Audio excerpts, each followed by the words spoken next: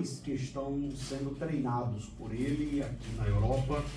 Eu publiquei algo sobre o trabalho dos jovens que eu ministrei aqui no sábado, dizendo que a ADEF na Europa é uma igreja genuinamente pentecostal. Então isso é extraordinário, porque você percebe que mesmo estando em um país, em um continente em que houve um esfriamento espiritual tão grave, que aquele lugar que incendiou o mundo, hoje tem a carência de missionários.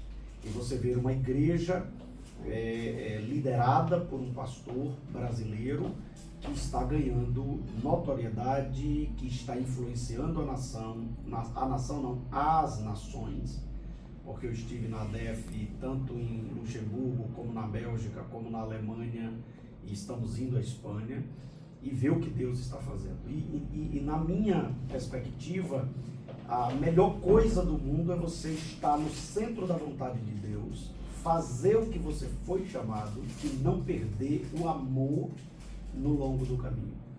Existem muitas pessoas que ao longo do caminho ele continua fazendo, mas ele já não faz mais com aquele amor que ele começou. Então, manter esse amor enquanto você faz é o desafio do chamado.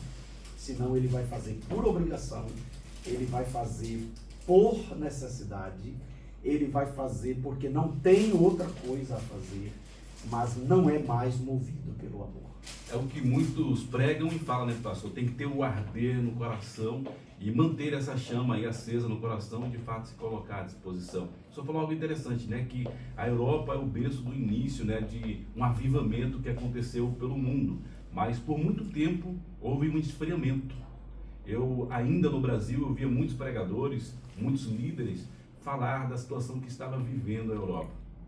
Mas que bom que quando eu cheguei aqui, eu cheguei num momento de, digamos assim, já estava, né, com a chama já acesa.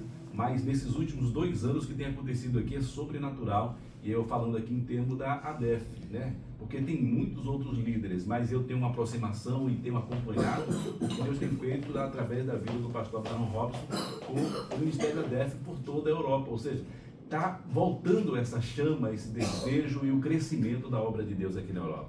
É interessante porque John Stott, ele diz que o mundo, ou seja, a Ásia, a Europa, a Ásia, a América e a África foi evangelizado pela Europa. Ou seja, esses trabalhos que têm uma influência hoje no mundo saiu daqui. E olha que esse trabalho ele foi aberto pelo apóstolo São Paulo. E não foi ideia de Paulo.